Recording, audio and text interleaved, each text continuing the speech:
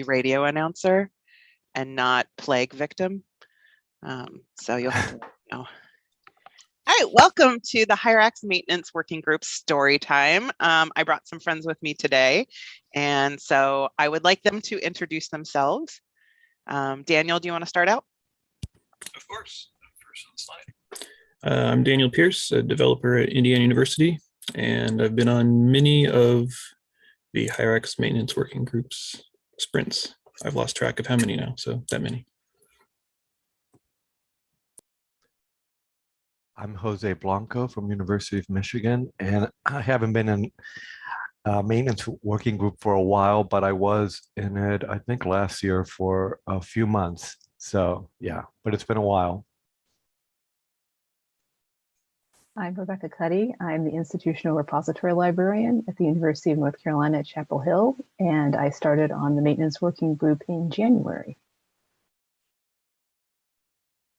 Hi, I'm Janan Jaritama. I'm a front-end developer at Indiana University Libraries. I was in one of the maintenance working group sprints back in 2019.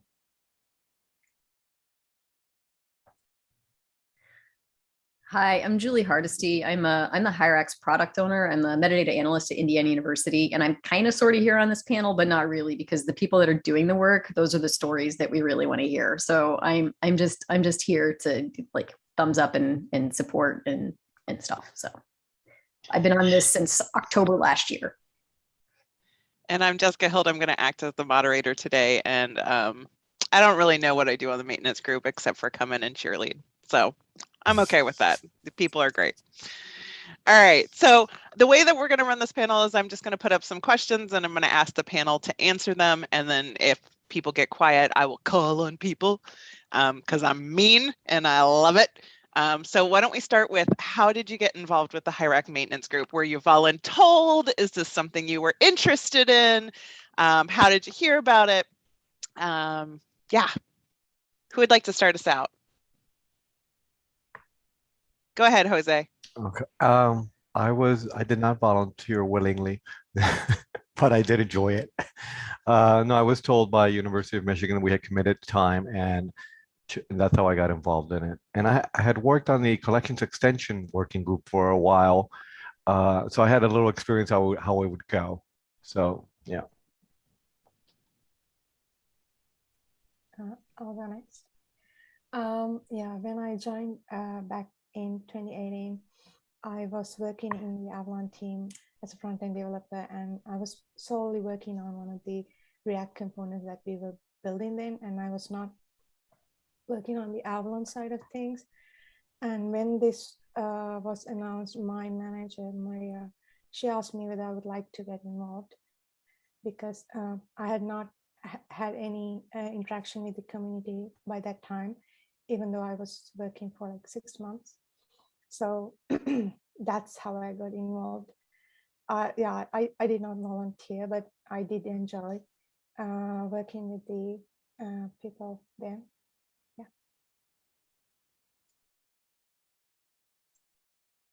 I can go next. I actually did volunteer. I saw the call for participation on the community list, and I had been involved in some of the release testing for Hyrax. So I thought, hey, I can QA testing. I can do that. I wanted to be more involved in the community. For myself, I've been transitioning into a product owner role for a Hyrax-based institutional repository. So I wanted to contribute back to the community and make sure that UNC contributed back to the community, since we had participated in QA testing in the past. I wanted to keep that up. And so I figured I could make a contribution, and they all said yes. Rebecca's glutton for punishment. I am. I really am. Why don't we move to the next question? What are some examples of the type of work you do in this group? So if somebody is thinking like, hey, I have heard of the Hyrax Maintenance Group, but I'm not sure that I am qualified, or I don't know what type of work that they do, why don't we talk about a little bit of what we tackle in the group? I can go for this one. Mainly we do whatever the product owner says or the tech lead says. But whoa, hello, lots of slides. Magic mouse, I'm thinking. It is. It's the worst. I hate the magic mouse more than anything in life. Really, there's just various little issues that come up. We maintain a project board on GitHub that gets populated with various things. And there's usually suggestions about what we should look at next, but it's pretty open. I think if anyone sees something that they're wanting to either try to fix or just test to see if it's still a problem or if it needs more documentation, then they're pretty much free to choose something from the list. As a developer, do you want to give a couple examples of things that you've tackled this year? Let's see. I was going to finish my point, which was the other big thing that comes up, at least for developers, is doing the pull request reviews, since having someone on hand to look at those right away really speeds up the cycle of work instead of waiting for someone on Slack or wherever to come by, and then being able to kind of request, hey, I have something I need to look at. Then we try to be standing by for that.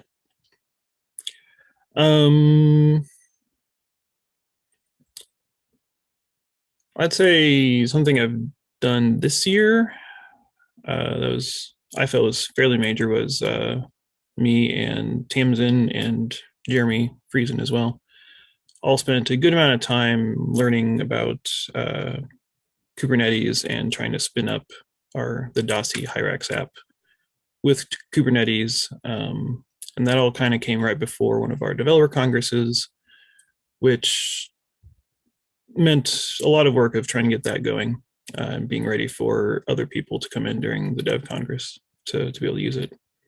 This is actually going to be one of my answers for a later question, which was, well, what was one of the challenges? And that was that despite our work in that Dev Congress, we still had quite a few people who had difficulty getting Docker up and running to be able to spin up really fast. Who else would like to chime in with an example of what they worked on this year or when they were sprinting? When I was on it, I would look for bug fixes a lot and things I could reproduce, issues that were well defined and had a resolution. I really stayed away from issues that required a lot of conversation because it was also 2 weeks, so you wanted to kind of finish it, So things I was familiar with, maybe from the collections extension. So I just wanted to be able to reproduce the issue. It made sense to me, and then I would go ahead and take it. And it was the working group board. If I didn't see an issue there I liked, I would ask Tamsin if I could tackle another one from just the regular issues list, I think. And so he was okay with that, or it was okay with that. So yeah, yeah. Awesome. Why don't we take a moment to share a success that happened during the Hyrax maintenance group? I know maintenance does not sound like there are success stories. It sounds a little dry, but I know that y'all have had some really great successes. So Rebecca or Dhananji, do you have a success that maybe comes to mind? Sure. So kind of going back to Daniel's point about Docker, and we participated in the Dev Congress, is that July, some time ago? What is time anyway? I got Hyrax working in Docker, which was really exciting because I am not a technical developer at all, but getting that up and running was really, really great and kind of affirming that I can do this. And everyone was really, really supportive, which was great and very patient with me. I think that is something that's really great about the Hyrax maintenance group is a lot of times it's you know, it's such a supportive environment to either test your chops or to do something that you're not really comfortable doing. You know that nobody is there to like watch you fail. They really want to set you up for success. So, you know, being able to tackle something that you're unfamiliar with is definitely, I think, a really fun part of the Hyrax maintenance group. Who else would like to share a success? No? All right, I'll move to the next one. How about a challenge? I know I already took yours, Daniel, so I'm not going to ask you.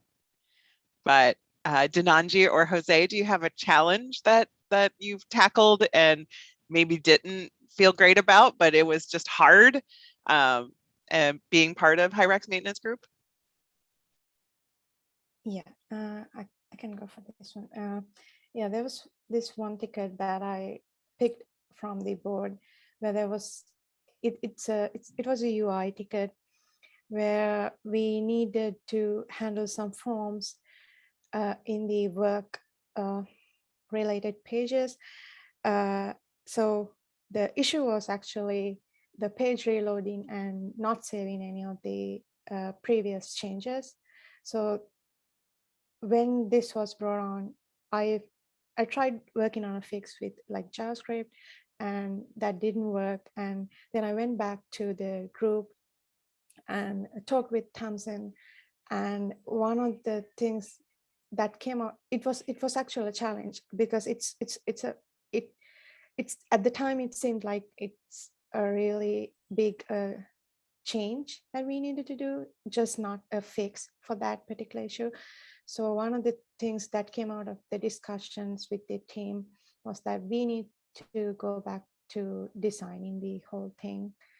But then when I stopped working at the group, I did not go back to that. But one of the decisions that we made was we needed to go back to the UX working group and do a redesign. So that's one of the challenges that I faced when I was working in the group. But with the help of the others, specifically Tamsin, with the discussions that we had, we were able to like tackle it, not fully resolve it, but tackle it at the time. So that's one of the things that I remember. I will say that is one of the things that I find challenging is a lot of times we will pull a ticket that's been sitting in the backlog for quite a while. And then when we start to tackle it, we're like, wait, did we resolve this already? Was this something that was resolved in a previous? And then we have to go back to the originator of the ticket and be like, is this resolved for you? Or is it just like, are we crazy? And that is a little bit challenging. The backlog can be deep and old, but that doesn't mean that we won't try to tackle some of it. So that can be a challenge for sure. Any other challenges before I move on to the next question? It's been a while since I've been on the group, so I just looked at some of the pull requests I sent, and the one that came to mind was title is an array type, but we wanted to treat it as a single string type in the form, and it seems so trivial. But I remember having to have conversations about it and what happens on this page, and it's blowing up here. So that was one that required more input from different developers, principally Tamsin. But yeah. Perfect. Excellent. All right. Who was I know I typed these onto the slide, but then I tried to read them and it seemed foreign to me. Who was somewhat new, and what was your perspective working on the Hyrax maintenance group?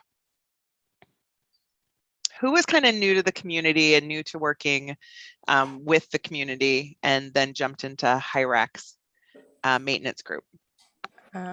Yeah, that was my first interaction with the community, working in the Hyrax maintenance group. My first impression was, since all the people remote, like we are not meeting face to face. Would that work? But it actually did work. Everyone supported the others. Like when you have issues, first when I started, I was not able to run Hyrax on my local dev environment, and I got a lot of help from others when I started on that.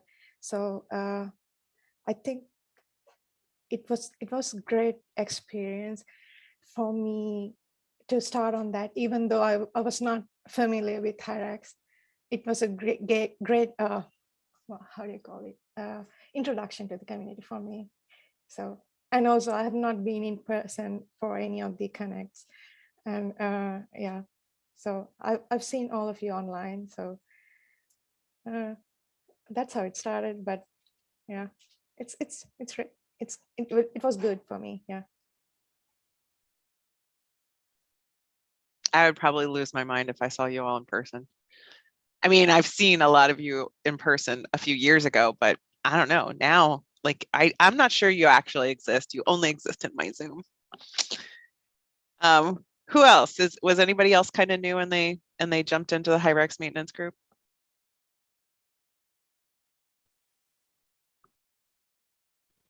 Okay. Then let's go to now longtime members of the community. What was it like joining the Hyrax maintenance group and working with a bunch of people you've seen all the time?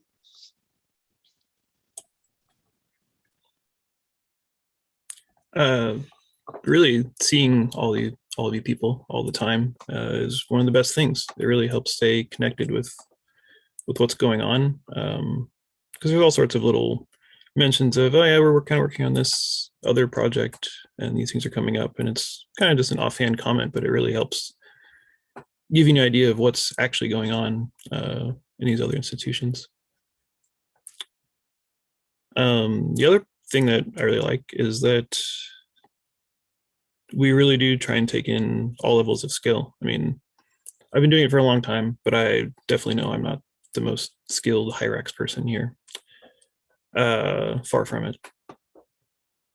But being in this group, that you're able to help out no matter what level of skill you have.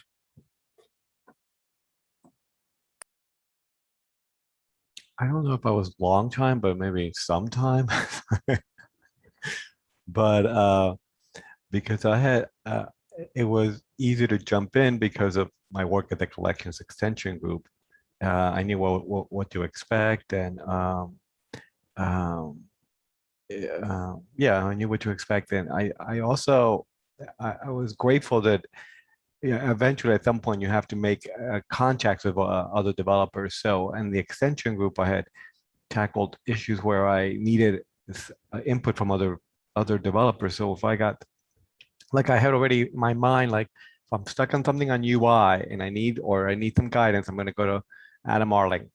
I just text him, Slack him really quickly and say this, and he would point me to some things, and yeah, it usually helped. And so I had my Lorita. I would go for permissions, and so the connections help. You know who to, when you get stuck, even just to talk about it helps resolve the problem. So yeah, I think that was my experience. You got to get your feet wet at some point, and once you do, you become better at what you're doing. Yeah, it's definitely much easier to tackle that code base, having personal contacts with people in the maintenance group, right? Like when you're working on something on your own locally, and you've already worked with people in the community in a maintenance group or an interest group, it's much easier to be like, hey, I'm having trouble with this, can you help me out? It just doesn't seem like it's coming out of nowhere. So it is definitely great for building those relationships. All right, let's move on to the next question. What are your thoughts about participating in the new pledge model with the Hyrax maintenance group? If you don't know about this model, I did put a link in the slides. It is the new pledge drive to pledge hours to Hyrax maintenance. What are your thoughts on that? What do you think about that?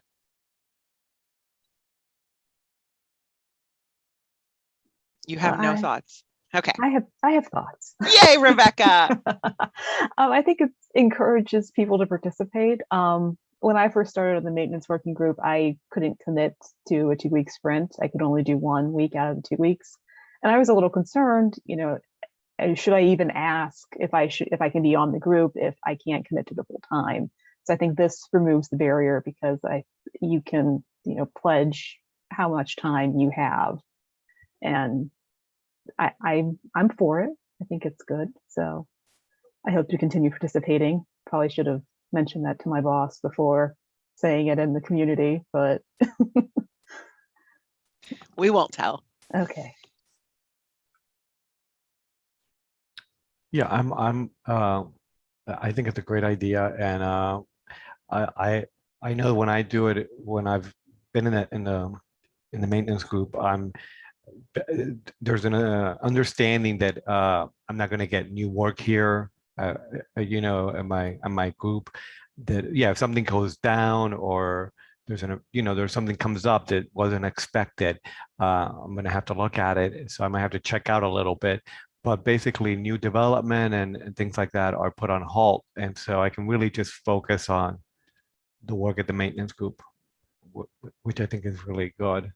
Not having to switch so much, So it's a good experience, and you always learn something new and contribute.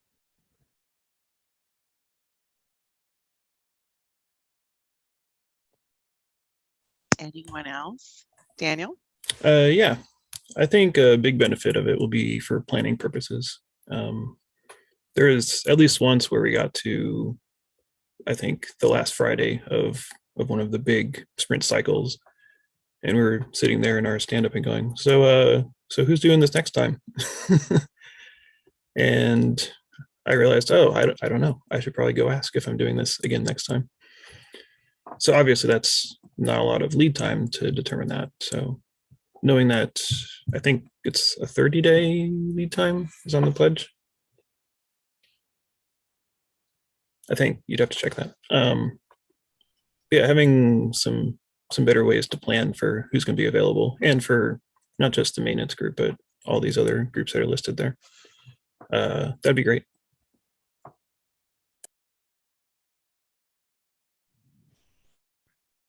One of the questions we got in Slack was, what other changes might help you to participate in the future or make your time participating easier? I love this question.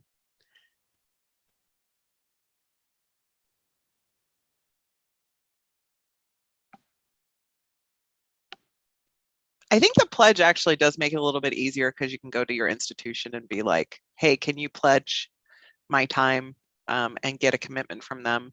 I think that's the hardest part, is getting commitments from institutions to do this work. I will say it is one of the benefits also of doing this work, is a lot of times I hear from my institution, like, what is going on with that Hyrax people? And so it's really easy when you participate to be like, well, let me tell you. And I can go through all the things that we've worked on in the Hyrax maintenance group. And, because the strategy for Hyrax is a much larger picture and harder to pin down, right? It's way more ethereal. But to talk about like what the day-to-day work is in Hyrax is really great to be able to bring back to my institution.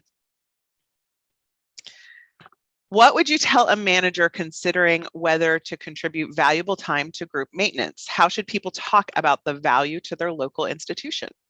Any ideas? How would you, and maybe how do you approach your manager about this? Daniel, I hear your manager is the worst. So,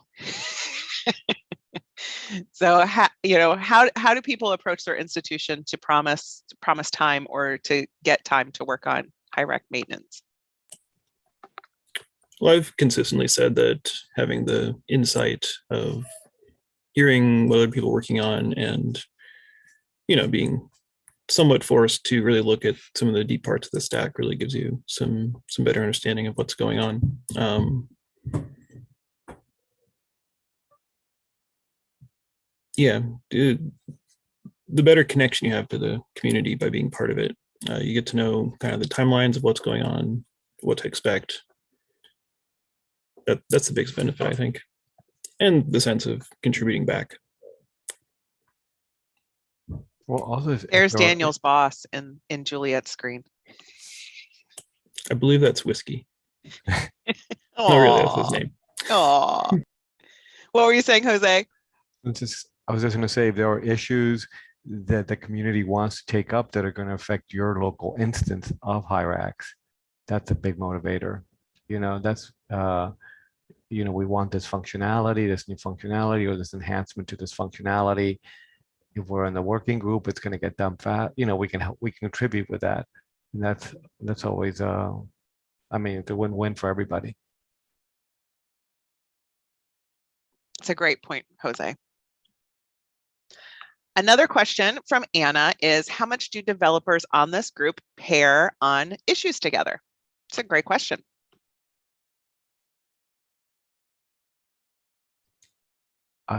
I personally haven't paired with anyone, but I have had conversations, and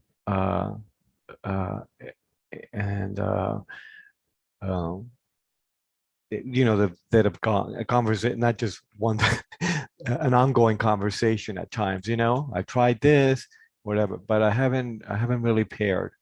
Yeah. Yeah, I would say not enough.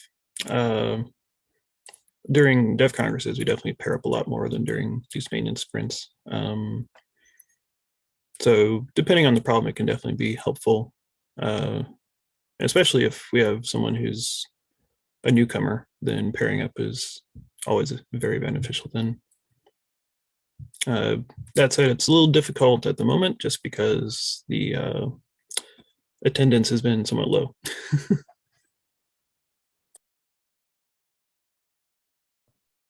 Any other thoughts on pairing?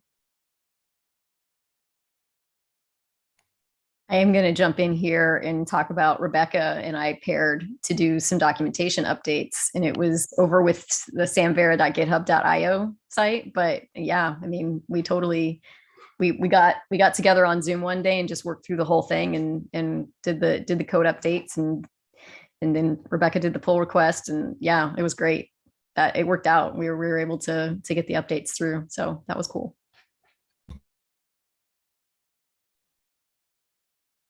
Pairing is such a great tool. All right, that is the end of my questions. Do we have any more questions in Slack? You guys have given me some really great questions, though. I really appreciate it.